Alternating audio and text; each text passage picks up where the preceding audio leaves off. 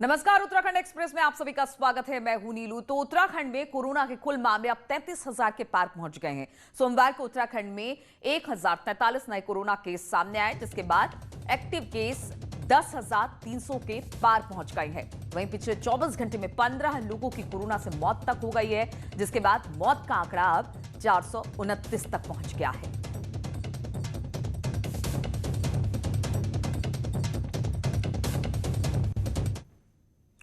और उत्तराखंड में कोरोना के संक्रमण तेजी से फैल रहा है। कोरोना के सबसे ज्यादा चपेट राजधानी देहरादून में आए हैं। यहां पर एक्टिव केस 3,000 के पार पहुंच चुके हैं और इसी को देखते हुए तैयारी तेज कर दी गई है। डीजी हेल्थ अमिता उप्रेती का कहना है कि पूरे राज्य में ऑक्सीजन और वेंटिलेटर की सप्लाई पूरी है। वहीं देहरादून के महाराणा प्रताप स्पोर्ट्स स्टेडियम में 2,000 ऑक्सीजन बेड की व्यवस्था की जा रही है, जिनमें 1,000 बेड तैयार हो चुके हैं और 1,000 नए ऑक्सीजन ट्रीटेड बेड तैयार किए जा रहे हैं। और इसी तरह नैनीताल जिले के हल्द्वानी में भी तैयारी की जा रही है। ऑक्सीजन और वेंटिलेटर्स की व्यवस्था पूर्ण है और एवरी बेड जो है ऑक्सीजन से स्थापित किया गया है। तो ऑक्सीजन की बात और सप्लाई और कुछ ऑक्सीजन हमारे द्वारा जो है ऑक्सीजन सिलेंडर्स भी खरीदे गए थे। और उत्तराखंड के बॉर्डर एंट्री पॉइंट्स पर आज से कोरोना के पेड टेस्टिंग किए जाएंगे। 96 घंटे की कोरोना नेगेटिव रिपोर्ट को जो लोग साथ लेकर आएंगे उन्हें ही एंट्री की इजाजत होगी। जिन लोगों के पास रिपोर्ट नहीं होगी उनका एंट्री पॉइंट पर पेड टेस्ट किया जाएगा। इसके लिए देहरादून में आशा, रोड़ी और कुठाल गेट पर टेस्ट होंगे। ऑनलाइन पोर्टल पर आईडी एड्रेस के बिना टेस्ट भी नहीं होगा। वहीं प्राइवेट लैब्स को टेस्ट में कोई कोताही नहीं बरतने को कहा गया है।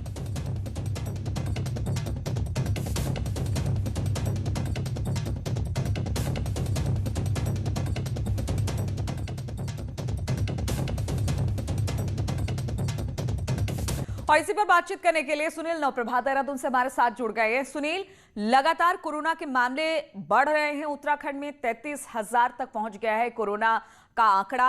अब इसको लेकर सरकार तरह तरह की कवायद कर रही है। आज से बॉर्डर पर भी टेस्टिंग शुरू कर दी जा रही है, तो क्या तैयारी मुकम्मल है इसको लेकर?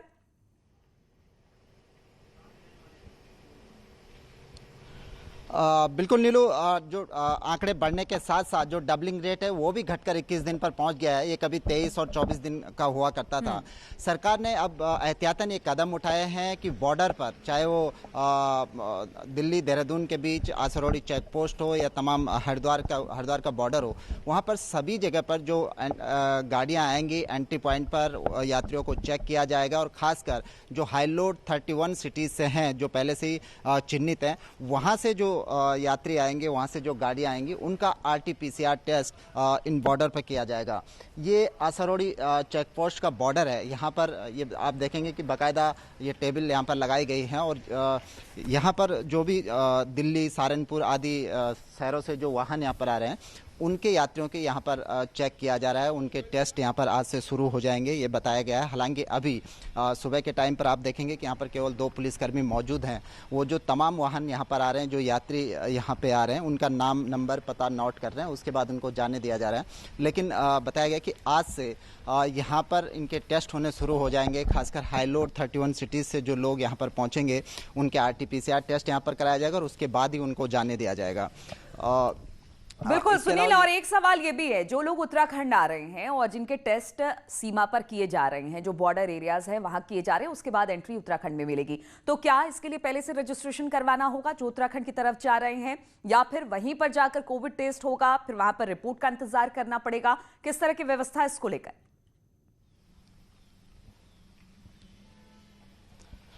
देखिए नीलू, बाहर से जो भी उत्तराखंड आएगा उसको पहले स्मार्ट सिटी का जो पोर्टल है, जिस पर अभी तक लगातार रजिस्ट्रेशन चल रहा था, उस पर रजिस्ट्रेशन अनिवार्य रूप से उसको कराना ही कराना होगा यात्री को।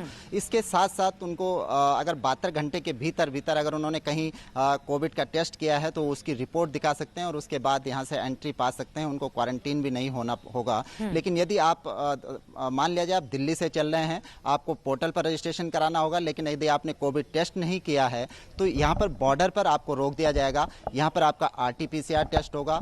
यदि आपके अंदर सिम्टम है, खासकर दिल्ली हाईलोड सिटी में है, तो आपको RT-PCR टेस्ट बॉर्डर पर कराना ही कराना होगा और इसके बाद आप एंट्री पा सकते हैं। लेकिन जब तक RT-PCR की रिपोर्ट नहीं आती, आपको होम आइसोलेशन में रहना होगा। पॉजिटिव आएगी तो फिर आपको हॉस्पिटलाइज किया जाएगा और नेगेटिव आई तो आपको बता दिया जाएगा, आप होम आइसोलेशन से बाहर आ सकते हैं। ये व्यवस्था यहाँ पर की गई। चलिए, तो पूरी प्रक्रिया सरकार की नजर में है और कोशिश यही है कि किसी तरह से आंकड़े को कम किया जाए। बहुत बहुत शुक्रिया आपका सुनील नवप्रभात हमारे साथ जुड़ने के लिए। बढ़ते अगली खबर की ओर, बात करते हैं पिथौरागढ़ की। तो यहां पर बीजेपी जिला उपाध्यक्ष गोविंद महर उर्फ गोपू महर पर रंगदारी मांगने का आरोप लगा है। ठेकेदार बांकीलाल चौधरी ने बीजेपी उपाध्यक्ष पर 2 लाख की रंगदारी मांगने का आरोप लगाया है। ठेकेदार ने इस मामले की लिखित शिकायत पिथौरागढ़ थाना कोतवाली में दी है। पुलिस फिलहाल इस पूरे मामले की जांच में जुटी है। शिकायती पत्र में ठेकेदार ने लिखा कि बीजेपी नेता ने 2 लाख रुपए नहीं देने पर उसे और उसके परिवार को सबक सिखाने की बात कही है। यही नहीं, पुलिस में शिकायत न करने की चेतावनी भी दी है। ठेकेदार बिहार का रहने वाला है। वहीं बीजेपी नेता का ठेकेदार से बात करते हुए एक ऑडियो भी वायरल हो रहा है, जिसकी पुष्टि न्यूज़ 18 नहीं करता है। और इस ऑडियो में गोपू महर ठेकेदार से मकान का प्लान लाकर उससे मिलने की बात कह रहा है। गोपू महर बोल रहा हूँ। हाँ, क्या कर रहा हूँ बीडम के पास? मतलब इतनी गुंडागर्दी चल रही क्या गुंडागर्दी कर रहे हो? दा नमस्कार। तू दे इसको रोक ले, अपनी कार्रवाई देख ले। जेल तक जानकर नहीं छोड़ूंगा। बिरवा डॉन को नहीं छोड़ा, जेल डालने तो चला दूंगा। प्लान है तेरा पूरा? हाँ है। हाँ हाँ, ला कॉपी दिखा दी मेरे बात PWD गेस्ट हाउस में आगे। अभी कहीं हूँ मैं दा। तो भूल के भी ये मत समझना कि तू लेंटर डाल पाएगा। मतलब ठीक है दा, ठीक है। यहाँ पर बांकीलाल मूल निवासी बिहार, अभी फ़िलहाल जो है यहीं पिथौरागढ़ में रहते हैं, जो यहाँ निर्माण कार्य जो है काम करते हैं। तो उनके द्वारा पिथौरागढ़ कोतवाली में एक तहरीर दी गई है कि गोपू महर निवासी कुमोड़ जिला पिथौरागढ़ के खिलाफ दरखास्त दी गई है। उस संबंध में जो है जांच प्रचलित है। अगर तथ्य सही आते हैं तो तब कानूनी कार्रवाई की जाएगी। और चारधाम ऑल वेदर रोड की चौड़ाई कम करने के मामले में राज्य सरकार जल्द ही केंद्र सरकार से बातचीत कर सकती है। सीएम का कहना है कि राष्ट्रीय सुरक्षा को देखते हुए भी जो लोग इस बात को नहीं समझ रहे हैं वो बड़ी भूल कर रहे हैं। वहीं डिफेंस एक्सपर्ट भी चीन को देखते हुए 7 मीटर चौड़ी सड़क को वक्त की जरूरत बता रहे हैं।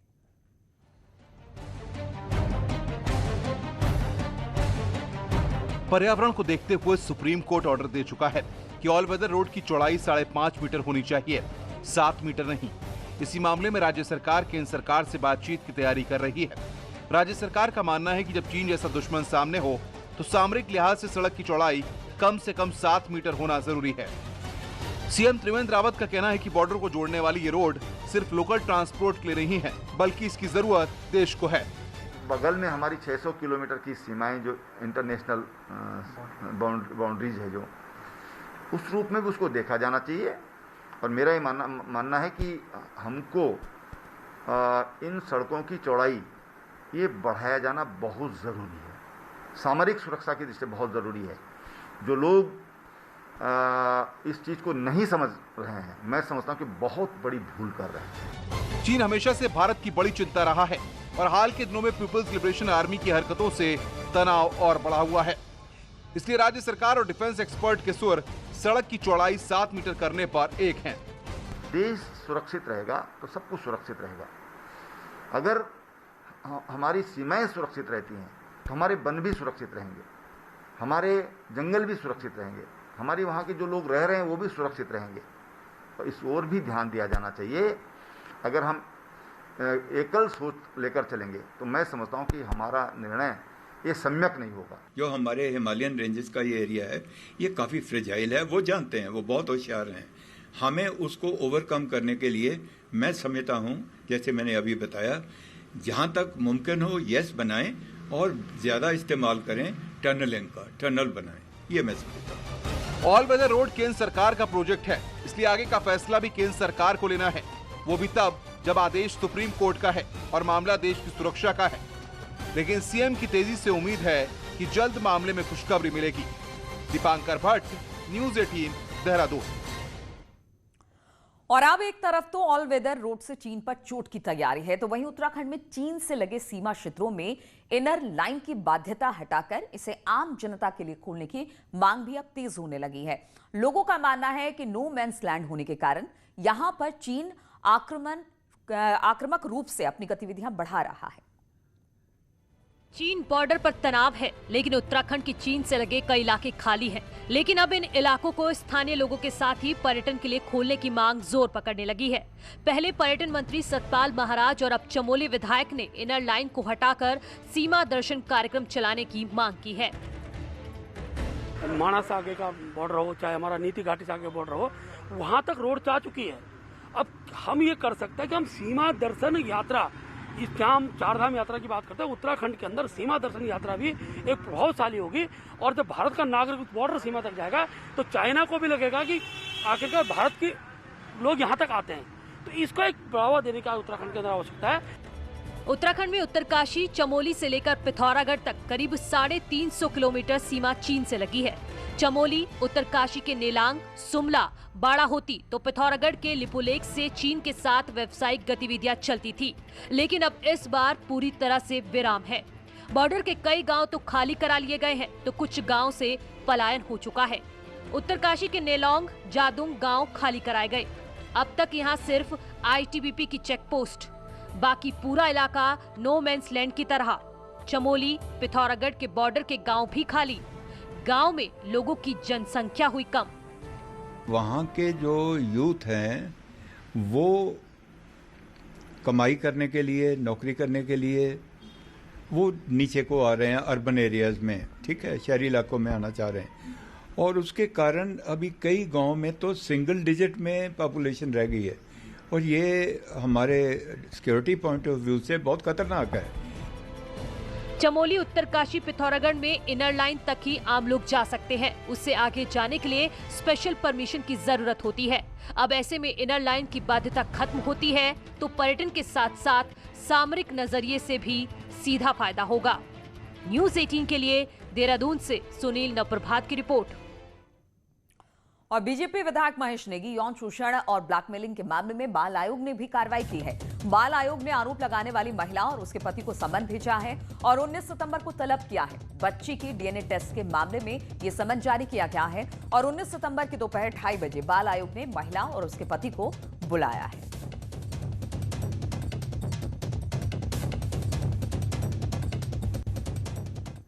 बीजेपी विधायक महेश नेगी के मामले में महिला की मेडिकल जांच कराई गई। दून के गांधी शताब्दी अस्पताल में डॉक्टर्स की टीम ने महिला का मेडिकल किया। अब बड़ी खबर यह है कि पुलिस भी जल्द ही महिला के 164 के बयान दर्ज करा सकती है। यही नहीं, महिला इस मामले को लेकर हाईकोर्ट भी जाने की तैयारी में है। मामले की जांच सीबीआई से कराई। महिला ने दून पुलिस पर साथ नहीं देने का आरोप भी लगाया है। केसेस में सबसे पहले कंप्लेनेंट के स्टेटमेंट्स रिकॉर्ड किए जाते हैं और रिकॉर्ड करने के बाद मेडिकल करवाने की प्रक्रिया रहती है, तो उस हिसाब से मेडिकल करवाया जा रहा है। फोकस इसी बात पर है कि लीगल जो प्रक्रिया है उसका कंप्लायंस किया जाए, इन्वेस्टिगेशन जो है इसमें सारे फैक्ट्स इंक्लूड किए जाएं और बिल्कुल फेयर और ट्रांसपेरेंट तरीके से इन्वेस्टिगेशन को कंप्लीट किया जाए। ब्रेक के बाद एक बार फिर से आप सभी का स्वागत है। 2022 विधानसभा चुनाव में कांग्रेस 50 सीट जीतेगी, ये दावा कांग्रेस के प्रदेश अध्यक्ष प्रीतम सिंह का है, जिसे हरीश रावत का भी साथ मिला। लेकिन ये बात बीजेपी के गले नहीं उतर रही है, जो खुद 57 से 60 पहुंचने की बात कह रही है। 11 विधायकों वाली कांग्रेस का कॉन्फिडेंस सातवें आसमान पर है। प्रदेश अध्यक्ष प्रीतम सिंह का दावा है कि 2022 में पार्टी 50 से ज्यादा सीट जीतेगी। तो सवाल है कि कुमाऊं दौरे में प्रीतम सिंह को ऐसा क्या नजर आया कि कांग्रेस इतनी कॉन्फिडेंट हो गई। प्रीतम सिंह का कहना है कि सवाल दौरे का नहीं, जनता के भरोसे का है। वहीं पंजाब में ध्यान लगा रहे नए प्रभारी हरीश रावत को अपने कप्तान का कॉन्फिडेंस सही लग रहा है। कुमाऊं का या गढ़वाल का भ्रमण करके आया। प्रश्न ये है कि 2017 में कांग्रेस परास्त हुई, बहुत सारे साथी हमको छोड़ करके चले गए, लेकिन आज कांग्रेस इस स्थिति में है, कहते हैं ना फिल अप द ब्लैंक, हमने उस जगह को भर दिया है जहाँ पर खालीपन था। आत्मविश्वास पर मुझको भरोसा होना चाहिए और मैं बिल्कुल मैं समझता हूँ कि जब उनका आत्मविश्वास कहता है हम 50 सीटें लाएंगे, तो हमको 55 सीटें लाने के लिए काम करना चाहिए। 70 विधानसभा सीट वाले उत्तराखंड में कांग्रेस 50 सीट जीतने का दावा कर रही है, तो 57 विधायकों वाली बीजेपी 60 सीटों का दावा कर रही है। बीजेपी का कहना है कि कांग्रेस का पास को दही समझ रही है, यानी कांग्रेस भ्रम में है। मेरे ख्याल से पहली बार गए होंगे कुमाऊं के दौरे पे, तो इसलिए कुमाऊं को समझने में भूल कर रहे होंगे। बल्कि उसको कहना चाहिए, एक देहाती कहावत है, दही के धोखे में कपास खाने का काम कर रहे हैं। कपास को समझ रहे हैं कि ये दही है। साफ है, राजनीति में रिजल्ट मायने रखता है। बीजेपी 2017 में 57 विधायक के साथ खुद को साबित कर चुकी है, लेकिन 11 विधायकों वाली कांग्रेस क्या 50 विधायकों को विधानसभा पहुंचा पाएगी? ये बात पार्टी के मौजूदा हालात को देखते हुए थोड़ी मुश्किल जरूर लगती है। दीपांकर भट्ट, न्यूज़ 18, देहरादून। और रामनगर के ब्रिजेश अस्पताल में एक 11 साल के बच्चे की मौत हो गई, जिसके बाद परिजनों ने हंगामा कर दिया और डॉक्टर्स पर लापरवाही का आरोप लगाया। बताया जा रहा है कि बच्चे को पेट दर्द की शिकायत के बाद यहां भर्ती कराया गया था, जिसके पेट का डॉक्टर ने ऑपरेशन कर दिया। ऑपरेशन के बाद बच्चे की हालत बिगड़ने पर उसे काशीपुर रेफर कर दिया गया, जहां डॉक्टर ने उसे मृत घोषित कर दिया। जिसके बाद सोमवार को इस बच्चे का पोस्टमार्टम STH हल्द्वानी में डॉक्टर्स के पैनल द्वारा किया गया, जिसकी रिपोर्ट आनी अभी बाकी है। लेकिन परिजनों का आरोप है कि ब्रिजेश अस्पताल में डॉक्टर्स की लापरवाही से इस बच्चे की जान चली गई। हाँ, वो जो डॉक्टर है जिसने केस खराब करा है, वहाँ से मेरे पे बहुत दबाव पड़ रहा है और मेरी जान माल का भी खतरा मुझे लग रहा है इसमें।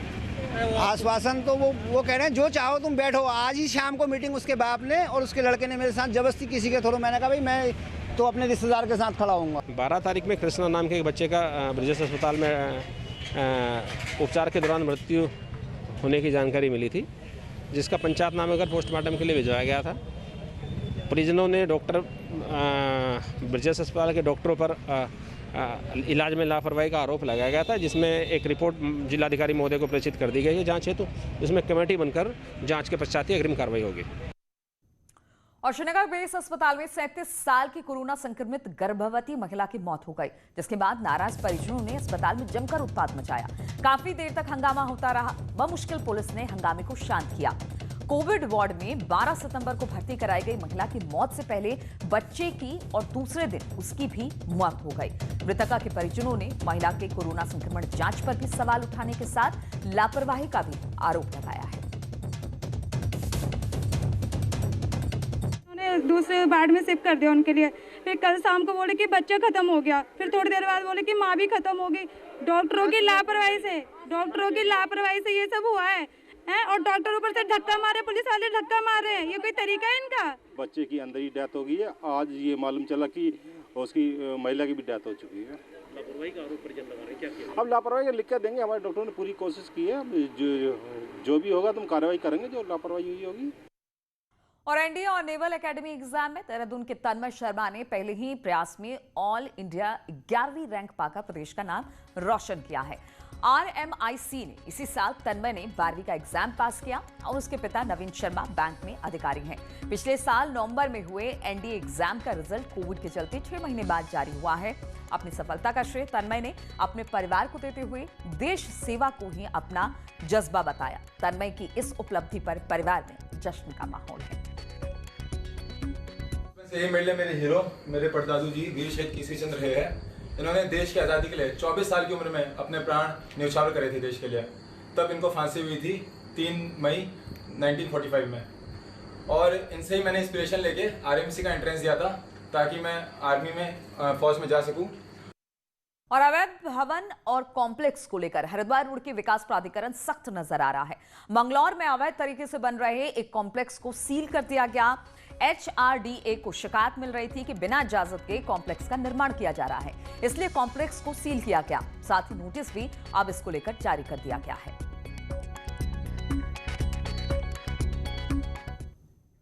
तो इन तमाम खबरों के साथ इस बुलेटिन में फिलहाल इतना ही। रुकेंगे छोटे से ब्रेक के लिए, लेकिन ब्रेक के बाद भी लगातार खबरों का सिलसिला जारी रहेगा।